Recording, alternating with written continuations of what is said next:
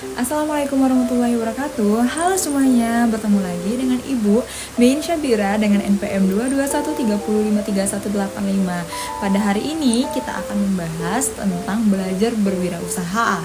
Pada materi kali ini kita akan belajar tentang belajar kewirausahaan, yang dimana mengajarkan kalian untuk mengenal nilai kewirausahaan dengan komitmen dan kerja keras tentunya, dengan meneladani kisah tokoh pada teks, mencari informasi dari tokoh melalui wawancara, dan menjadi pribadi yang unggul serta berprestasi yang melaksanakan nilai-nilai luhur tersebut, dalam kehidupan sehari-hari. Adapun unsur kebahasaan yang akan kalian pelajari pada bab ini adalah ide pokok, wawancara, kata tanya, dan idiom. Lanjut pada kegiatan pembuka, perhatikan gambar berikut ini ya anak-anak semuanya. Jadi dari gambar berikut ini, apa informasi yang bisa kalian dapatkan dari gambar berikut? Apa yang kalian sukai pada gambar berikut? Baik anak-anak, menurut diagram yang ada di atas, kita menunjukkan bahwa buah yang paling banyak diminati adalah buah mangga. Jadi jika kita ingin membuka toko usaha jus buah, maka kita akan memprioritaskan buah mangga, buah alpukat, dan buah jeruk. Karena apa? Karena paling banyak diminati oleh masyarakat dan kemungkinan besar kita akan mendapatkan omset dan keuntungan yang lebih. Baik, selanjutnya anak-anak, jika kalian hendak membuat usaha menjual jus buah, rasa apakah yang akan menjadi favorit? Ya, benar sekali, menurut diagram di atas, buah yang sangat favorit dalam masyarakat itu adalah buah mangga, buah alpukat, dan buah jambu.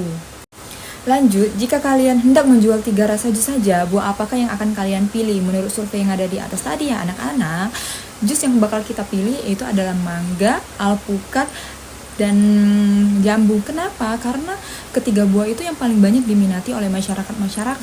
Yang ketiga, apakah menurut kalian pilihan rasa jus buat teman-teman di kelas kalian akan sama dengan contoh di atas? Yuk kita cari tahu dengan menanyakan langsung ke teman-teman kita, apakah sama survei kita dengan mereka. Keinginan mencari tahu adalah salah satu sikap dari seorang wirausaha. Jika hendak membuka sebuah usaha, mengetahui apa yang menjadi keinginan orang lain adalah yang paling utama. Baik, selanjutnya ada kegiatan membaca. Mari kita baca bersama teks yang berjudul Dari Perdagang Asongan Hingga Pemilik Perusahaan. Jadi, pada mulanya Nadia Yersa Ursula Permana hanya seorang gadis yang menyukai susu karena segudang manfaatnya bagi kesehatan. Setelah remaja, dia memulai menjaki susu kemasan. Nadia ingin mengenalkan susu kepada masyarakat. Untuk menyalurkan keinginannya, Nadia mengajak dua temannya, Toga Christopher dan Siti Hani Kusmiati. Mereka memulai memasarkan susu pada tahun 2016 dengan modal kecil dan nama dagang klinik susu. Nadia dan kedua temannya harus berjuang untuk memasarkan produknya. Nadia termasuk orang yang bermental baja. Dia rela mengangkat sendiri produknya dari satu tempat ke tempat lain, bahkan dia menjadi pedagang asongan di acara-acara publik agar produk susunya dikenali masyarakat. Keluarganya sampai menentangnya karena kasihan melihatnya banting tulang seperti itu. Kini, Nadia sudah meraih apa yang dia cita-citakan. Perusahaan yang bernama Klinik Susu atau KS Group sudah dikenal masyarakat. Omset perusahaannya mencapai ratusan juta rupiah per bulan. Usahanya yang sedang naik daun ini juga memberikan peluang kerja kepada banyak orang. Meskipun sudah sukses, Nadia tetap rendah hati. Menurutnya, capaian yang berhasil diraihnya adalah berkat dukungan keluarga dan kerjasama tim di perusahaan. Sebagai pengusaha, Nadia selalu serius dalam mempertahankan kemasan dan standar susunya. Susu kemasan produksinya tidak memakai bahan campuran apapun. Dengan begitu, manfaat dan kandungan susu yang baik bagi kesehatan akan selalu terjaga. Kepercayaan masyarakat adalah yang terpenting dalam. Setelah sukses dengan produk susu, Nadia memproduksi yogurt dan keripik. Saat ini dia berharap bisa mengembangkan bisnis di bidang lainnya. Nadia juga selalu bersiap untuk resiko dan tantangan di masa depan. Resiko terbesar sesuatu usaha adalah gulung tikar. Namun Nadia tidak memandang semua tantangan itu adalah jalan yang harus dilaluinya untuk mencapai kesuksesan. Seperti kata pepatah, komitmen dan kerja keras tidak akan mengkhianati hasil. Baik anak-anak, dari cerita di atas, berikut adalah makna dari kata-kata berwarna kuning dari teks di atas, yaitu kosakata baru. Ada omset, yaitu jumlah uang hasil penjumlahan. Ada yogurt, yaitu susu fermentasi berbentuk krim dengan rasa agak asam. Ada bisnis, yaitu usaha dagang. Ada kemasan, yaitu bungkus. Ada asongan, yaitu barang yang dijual dengan cara dijajakan langsung ke pembeli. Jadi sekarang buatlah kalimat menggunakan kata-kata tersebut.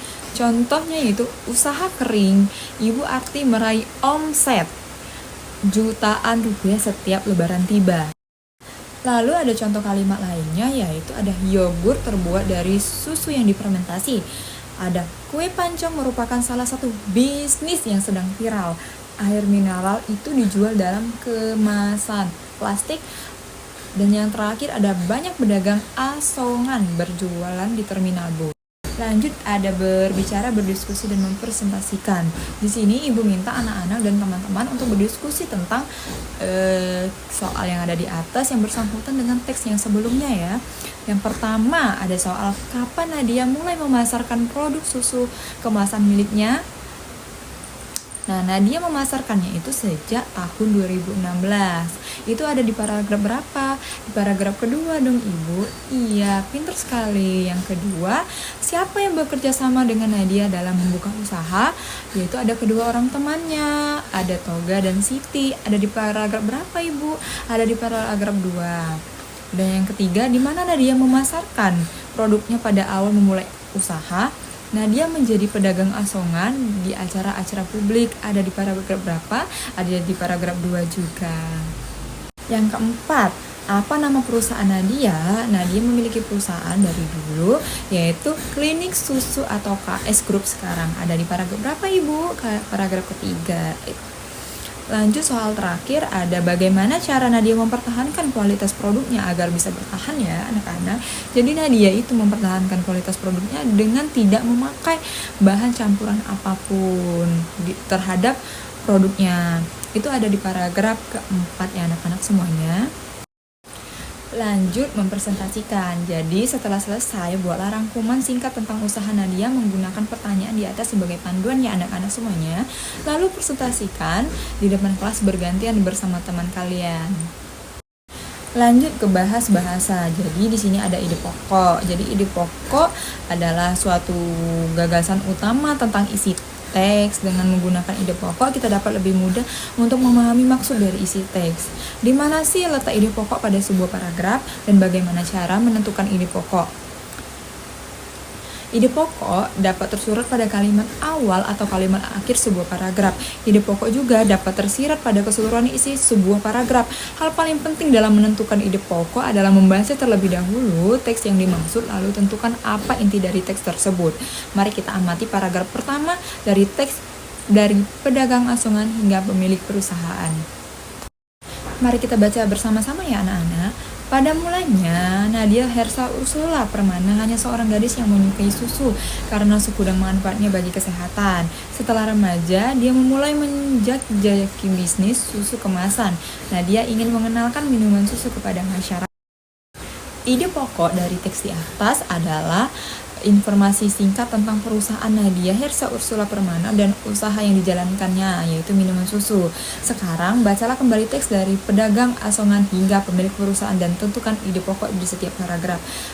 Nah, sekarang anak-anak sekalian isi tabel berikut dengan ide pokok di setiap paragraf dari paragraf 1, 2, 3, 4 sampai 5. Lanjut ke bahas bahasa. Di sini ada kata idiom. Yang dimaksud idiom yaitu sebuah gabungan kata-kata yang membentuk makna baru. Idiom digunakan sebagai suatu ungkapan. Adapun contoh idiom di atas ini bisa kita lihat, ia dikenal sebagai orang yang tinggi hati di kampungnya. Jadi maksud tinggi hati adalah sebuah kesombongan, sebuah sikap sombong yang dimiliki oleh orang yang ada di gambar tersebut. Nah, di sini Ibu kasih contoh di mana kita harus mengartikan apa maksud dari idiom-idiom tersebut dengan gambar-gambar yang ada di samping ini ya anak-anak sekalian, yaitu ada kata yang pertama itu mental baja. Mental baja itu mengartikan sebuah pantang menyerah orang. Jadi yang gambar yang di bawah ini, kita tarik gambar yang di bawah ini, seorang mental baja yaitu pantang menyerah. Yang kedua ada rendah hati yang berartikan itu tidak sombong anak-anak sekalian.